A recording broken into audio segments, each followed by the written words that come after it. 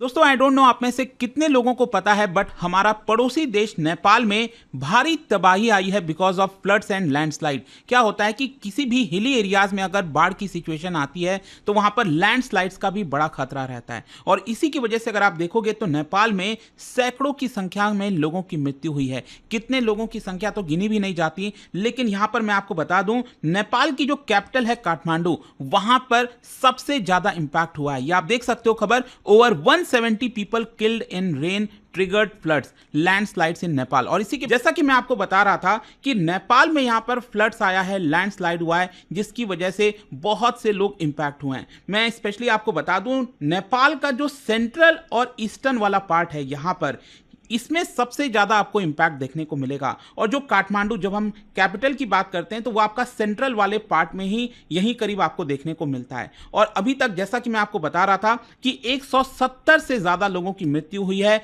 और करीब अभी भी 42 लोग मिसिंग हैं। और बताया जा रहा है कि यहां पर नेपाल की सरकार के द्वारा कोशिश किया जा रहा है कि कैसे जैसे यहां पर जो सिक्योरिटी एजेंसीज हैं उनको एकत्रित किया जाए। नेपाल की आर्मी हो गई, आर्म्ड पुलिस फोर्स पर्सनल हो गए, जितने भी एजेंसीज हैं वो इस समय राहत के कार्य में जुट गए हैं। आप देख सकते हो बोला गया है कि करीब 162 लोगों को अभी तक एयरलिफ्ट किया गया है और आर्मी ने करीब 4000 लोगों को यहां पर बचाने की कोशिश की है। साथ ही साथ लोगों को रिलीफ मटेरियल्स भी प्रोवाइड किया जा रहा है, चाहे वो फूड ग्रेन हो गया, बाकी चीजें हो गई। और मैं आपको यह भी बता दूं कि भारत के साथ भी डायरेक्टली इस समय बातचीत हो रहा है ताकि कैसे यहां पर भारत नेपाल को मदद कर सकता है। खैर यहां पर कई सारे हाईवेज वगैरह भी ब्लॉक हुए हैं। स्पेशली आपको मैं बता दूं कि जो नेपाल की कैपिटल है काठमांडू, उससे जो जुड़ा हुआ एक इंपॉर्टेंट हाईवे है त्रिभुवन हाईवे, वो ब्लॉक हो गया था, तो उसको भी यहां पर क्लियर करने की पूरी कोशिश की जा रही है। लेकिन इसकी वजह से हो क्या रहा है कि वहां पर जो लोग हैं जिन्होंने इस चीज को विटनेस किया है, उनका ऐसा कहना है कि इस तरह का मंजर शायद ही उन्होंने कभी इमेजिन किया होगा या फिर कभी देखा है। और आप देख सकते हैं कि फ्लड की वजह से सैकड़ों की संख्या में जो घर हैं वो यहां पर तबाह हो रहे हैं। कई सारे जो ब्रिजेस हैं वो एक तरह से टूट गए हैं। साथ ही साथ आप देख सकते हैं कि काठमांडू में जो मैं बात कर रहा था यहां पर वहां से एक रिवर बहती है, एक बहुत ही इंपॉर्टेंट और नेपाल की एक बड़ी रिवर है, दैट इज बागमती रिवर। और आप देख सकते हो ये काठमांडू से होकर बहती है। वहां पर ये डेंजर लेवल से ऊपर था और अगर आप इसका रूट देखोगे तो ये एक्चुअली बिहार में एंटर करती है, भारत में एंटर करती है और अल्टीमेटली ये गंगा में जाकर मिल जाती है। तो ऑब्वियस सी बात है इसका पूरा जो इंपैक्ट है वो बिहार में भी आपको देखने को मिलेगा, जिससे मैं आपसे आगे चर्चा करूंगा। लेकिन क्वेश्चन यहां पर यह है कि नेपाल में जो भी कुछ ये हुआ है इसके पीछे का असली वजह क्या है, what is the real reason behind this. देखो क्या है कि एक तो अभी शॉर्ट टर्म में अचानक से बहुत ज्यादा बारिश आ जाना, ये एक सबसे मेन कारण बताया जा रहा है। और बारिश भी क्यों अचानक से बहुत ज्यादा आई है इस पूरे रीजन में, क्योंकि बे ऑफ बंगाल से बहुत सारा जो वाटर वेपर वाला एयर होता है वो आपका नदन साइड की तरफ गया है और यहां पर लो प्रेशर क्रिएट किया है। अब आपको पता ही होगा थोड़ा भी अगर आपने ज्योग्राफी पढ़ा हो, जहां पर भी लो प्रेशर क्रिएट होता है तो वहां पर रेनफॉल के चांसेस काफी बढ़ जाते हैं। तो इसी की वजह से बताया जा रहा है कि यहां पर शॉर्ट टर्म में छोटे समय में बहुत ज्यादा बारिश देखने को मिली। और सैटरडे को भी आप देख सकते हो यहां पर काठमांडू में 54 साल का रिकॉर्ड, 54 इयर्स का रिकॉर्ड टूटा है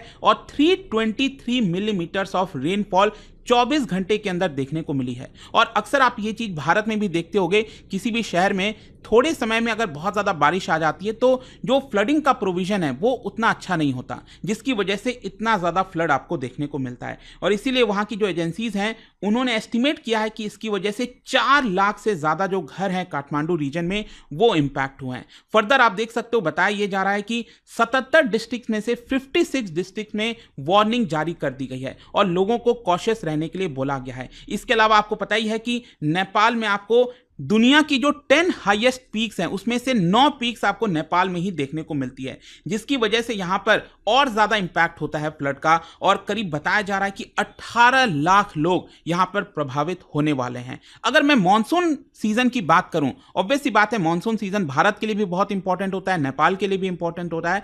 और नेपाल में जो मॉनसून सीजन का अराइवल है वो एक्चुअली 13 जून से स्टार्ट होता है और यूजुअली क्या है ये सितंबर तक चलता है। लेकिन इस बार क्या हुआ है कि ये अक्टूबर के एंड तक चलेगा ऐसा बताया जा रहा है। तो यू कैन ओनली इमेजिन कि अगर रेनफॉल जून जुलाई अगस्त सितंबर में होता है, ये 4 महीने में होता है, लेकिन फर्दर एक और महीने में ये एक्सटेंड हो जाएगा तो कितना ज्यादा ये प्रॉब्लम क्रिएट कर सकता है। इस साल आप देख सकते हैं बताया जा रहा है कि जो क्लाउड्स हैं, जो मॉनसून वाला क्लाउड्स होता है वो आपका नेपाल में एंटर किया ऑन 10 जून यूजुअली क्या होता है कि ये 14 जून से स्टार्ट होता है, तो ऑलरेडी यहां पर मॉनसून की शुरुआत नेपाल में पहले से ही स्टार्ट हो गई थी।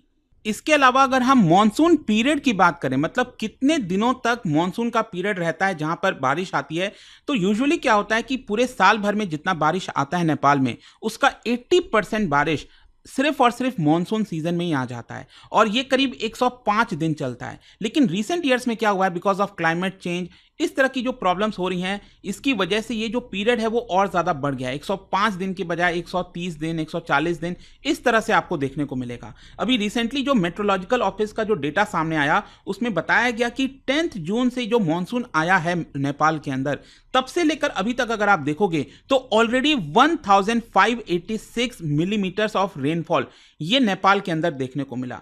और ज़्यादातर क्या होता है कि एवरेज में करीब 1472 mm ऑफ वाटर रेनफॉल देखने को मिलता है 4 महीने में। लेकिन क्या है कि अभी तक ऑलरेडी इतना आ चुका है, और आगे कितना आएगा ये अभी अंदाज़ा लगाना मुश्किल है। तो यही मेन कारण है कि यहाँ पर जो बारिश हुई है बहुत ज़्यादा, इसकी वजह से फ्लड देखने को मिला, एंड दैट इज बिकॉज यहाँ पर लैंडस्लाइड भी आ गया, तो इसकी वजह से बहुत से लोगों की जानें गई। लेकिन इसके पीछे का कारण क्या? क्योंकि अगर आप सिर्फ बारिश के पर्सपेक्टिव से देखोगे तो आपको लगेगा कि ये तो नेचुरल डिजास्टर है, लेकिन कहीं ना कहीं इसके पीछे जो मैन मेड डिजास्टर है वो आपको समझने की जरूरत है।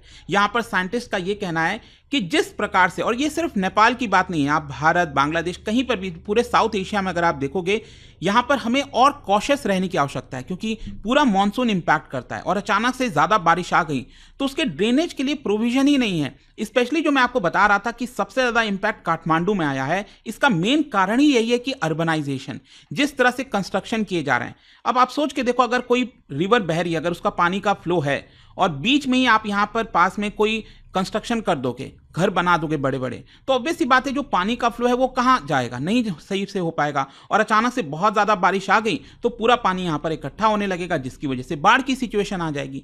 लेकिन कहीं ना कहीं यहां पर जो अर्बनाइजेशन सही तरीके से जाना चाहिए, प्लान तरीके से जाना चाहिए, वो अभी तक नहीं हो पाया है। एंड दैट इज वाई मैं इसको नेचुरल डिजास्टर से ज्यादा मैन मेड डिजास्टर कहूंगा, चाहे नेपाल हो, भारत हो, कहीं पर भी। और नेपाल में जैसा कि मैं आपको बता रहा था, हाई माउंटेन रेंजेस हैं, ग्लेशियर्स देखने को मिलते हैं, तो अचानक से अगर बहुत ज्यादा बारिश आ गई तो रिवर का पानी का फ्लो बढ़ जाता है। साथ ही साथ क्लाइमेट चेंज की वजह से ग्लेशियर्स तेजी से पिघलने लगते हैं, और उसकी वजह से और ज्यादा रिवर का पानी का फ्लो आपको बढ़ता हुआ देखने को मिलेगा, एंड दोनों का कॉम्बिनेशन काफी डेडली हो जाता है। एंड बिकॉज ऑफ दैट इस तरह का डिजास्टर हमें देखने को मिल रहा है। आई होप कि आपको समझ में आ गया होगा। लेकिन देखिए, यहां पर अगर आप इसका इंपैक्ट भारत पर देखोगे तो वो भी आपको देखने को मिलेगा, क्योंकि आपको पता होगा एक रिवर के बारे में, कोसी रिवर, और वहां पर एक बराज बनाया गया है भारत और जो नेपाल है, नेपाल में जो आपको बराज देखने को मिलेगा, कोसी बराज कहते हैं। मैं आपको दिखा देता हूं इस मैप में, ये आप देख सकते हो, ये कोसी रिवर है, नेपाल में एंटर करती है, उसके बाद बिहार में एंटर करती है, भारत में। तो यहां पर क्या हुआ है कि कोसी रिवर से जो पानी रिलीज किया गया है नेपाल के द्वारा, पिछले 1968 के बाद से आप देखोगे तो सबसे ज्यादा पानी रिलीज किया गया, क्योंकि वहां पर भी पानी होल्ड नहीं हो पा रहा था, इतना ज्यादा पानी इकट्ठा हो गया था, जिसकी वजह से पानी रिलीज होने की वजह से बिहार सरकार ने भी 13 जिलों में अलर्ट जारी कर दिया है। और इसी की वजह से आप देखो तो बिहार भी काफी ज्यादा इसकी वजह से इंपैक्ट हुआ है। अब देखना होगा सरकार किस तरह से इन सारी चीजों से निपटती है, बट आई होप कि यहां पर नेपाल के बारे में ये जो फ्लड की बातें कही जा रही थी वो आपको अच्छे से समझ में आ गई होंगी। और जाने से पहले एक इंटरेस्टिंग क्वेश्चन, क्या बता सकते हो which of the following is the most abundant dissolved ion in the ocean? Ocean में सबसे ज्यादा डिसॉल्व्ड आयन इनमें से कौन सा होता है? इसका राइट आंसर आप सबको पता है, मेरे इंस्टाग्राम पर तो मिलेगा ही, वहां पर अगर आप नहीं हो कोई बात नहीं, टेलीग्राम से ले सकते हैं इसका सही उत्तर। मैं कई सारे जो एमसीक्यूज हैं वो यहां पर स्टोरीज में डालता रहता हूं। अगर आपको पीडीएफ चाहिए तो टेलीग्राम पर आइए, अलग अलग सोशल मीडिया पर आप जुड़ पाओगे। और जैसा मैंने आपको बताया, अगर आप यूपीएससी की तैयारी कर रहे हैं, कोई भी बैच चाहते हैं, you can simply use this code Ankit live to get maximum discount. And I hope कि वीडियो आपको पसंद आया होगा। मिलता हूं आपसे next time, till then thank you very much, see you soon. Study IQ IAS, अब तैयारी हुई अफोर्डेबल।